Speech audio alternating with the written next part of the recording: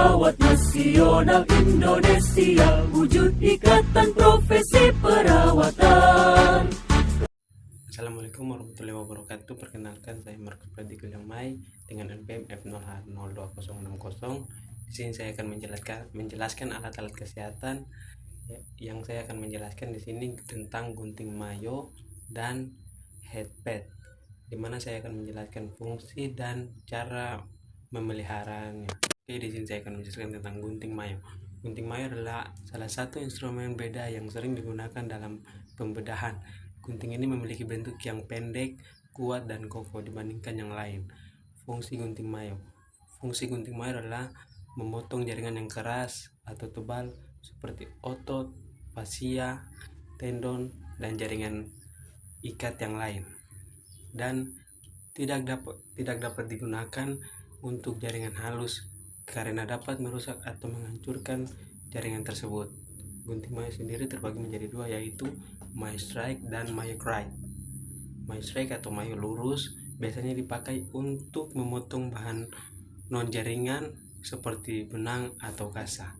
Yang kedua, mayo cride atau melengkung digunakan untuk memotong jaringan tebal di dalam tubuh.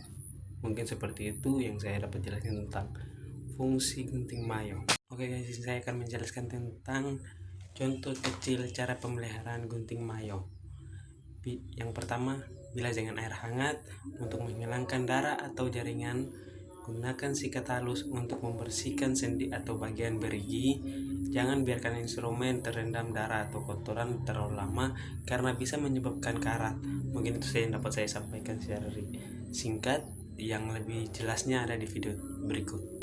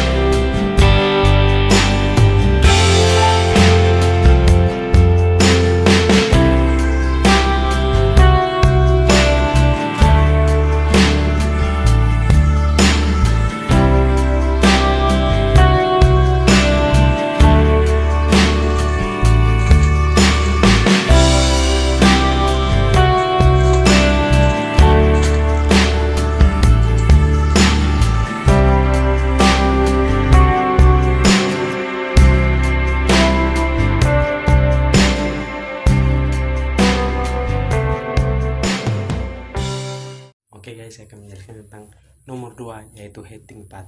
Heating pad adalah terapi panas berbentuk bantalan yang dapat menghasilkan panas keras atau panas lembab. Alat ini banyak dipakai dalam keperawatan fisioterapi maupun perawatan mandiri di rumah. Oke guys, saya akan menjelaskan fungsi heating pad yang terbagi menjadi 3 yang saya ambil, yaitu mengurangi nyeri otot dan sendi.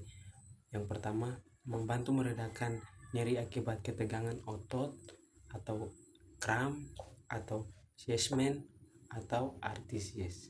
Yang kedua, meningkatkan aliran darah lokal, yang dimana panas menebarkan pembuluh darah atau vasodilatasi, memperlancar sirkus, mempercepat penyembuhan jaringan.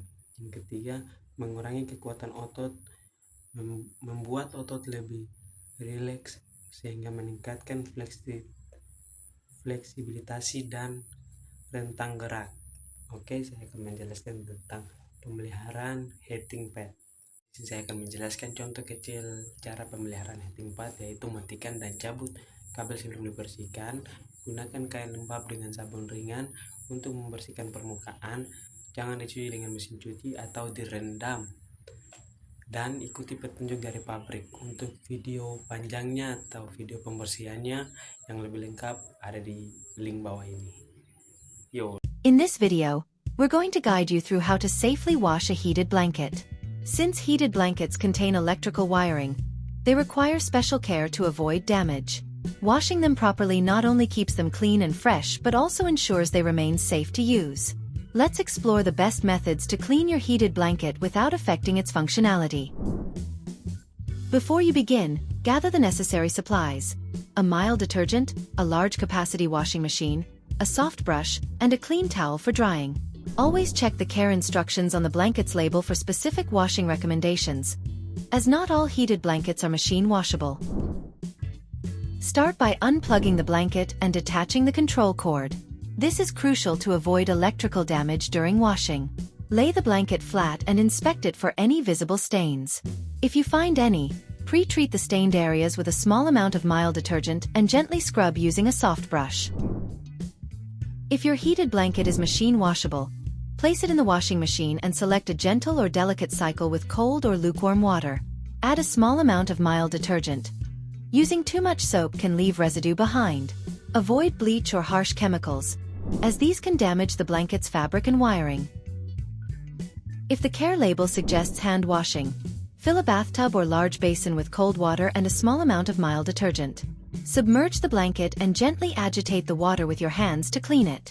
Avoid wringing or twisting the blanket, as this can damage the internal wiring. Rinse thoroughly with clean water to remove all soap. After washing, it's important to dry the blanket carefully. For machine washable blankets, set your dryer to a low heat or air dry setting. Dry the blanket for a short period, no longer than 10 to 15 minutes, to remove excess moisture.